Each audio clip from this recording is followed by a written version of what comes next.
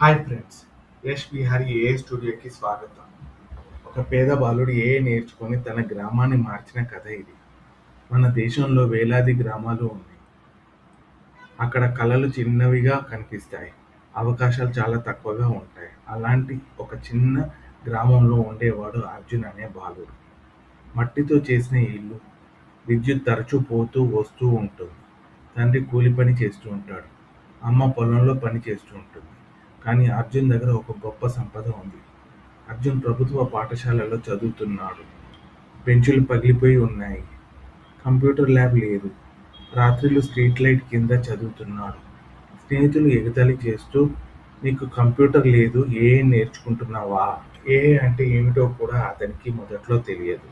అతను అనుకున్నాడు, ఏఐ అంటే బహుశా రోబోట్ లాంటిది అయి ఉంటుంది అని. ఒకరోజు పక్క పట్టణంలో ఉన్న ఇంటర్నెట్ సెంటర్లో అతను ఒక వీడియో చూశాడు. ఒక కంప్యూటర్ మనిషి ప్రశ్నలకు జవాబు చెబుతుంది. అదే అతని జీవితాన్ని మార్చిన క్షణం. అర్జున్ ప్రతిరోజు 5 కిలోమీటర్లు నడిచి పట్నం లైబ్రరీకి వెళ్ళాడు. పాత కంప్యూటర్స్లో ఇంటర్నెట్ అతను టైప్ చేస్తుంటాడు. ఏఐ అంటే ఏమిటి?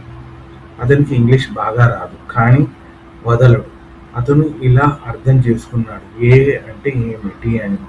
ఒక పిల్లవాడు అనుభవంతో నేర్చుకుంటాడు కదా, అలాగే కంప్యూటర్ కూడా డేటాతో నేర్చుకుంటుంది. ఉదాహరణకు మీరు 100 సార్లు కుక్క ఫోటో చూపిస్తే ఏఐ తర్వాత కుక్క ఫోటో చూసినా గుర్తుపడుతుంది.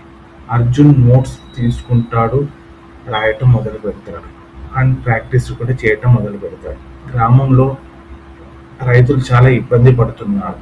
వర్షం ఎప్పుడు వస్తుందో తెలియదు, పంటలు పడుతున్నాయో మార్కెట్ ధరలు తెలియవు.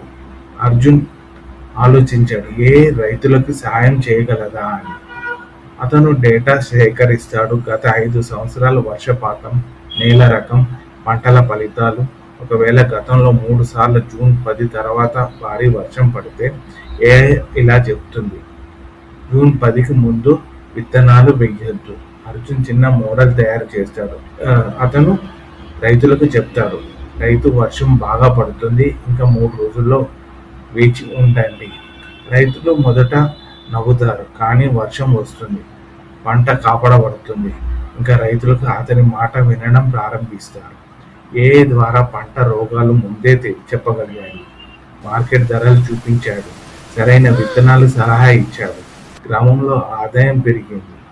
మీడియా వచ్చి కథ ప్రసారం చేస్తుంది. ఎన్జిఓ సాయం చేయటం వల్ల పాఠశాలలో కంప్యూటర్ ల్యాబ్ ఏర్పాటు, ఉచిత ఏఐ క్లాసులు, అమ్మాయిలు కూడా కోడింగ్ నేర్చుకోవడం. గ్రామం స్మార్ట్ విలేజ్గా మారుతుంది. ఒక రిపోర్టర్ అడుగుతాడు, నగరానికి ఎందుకు వెళ్ళలేదు అని.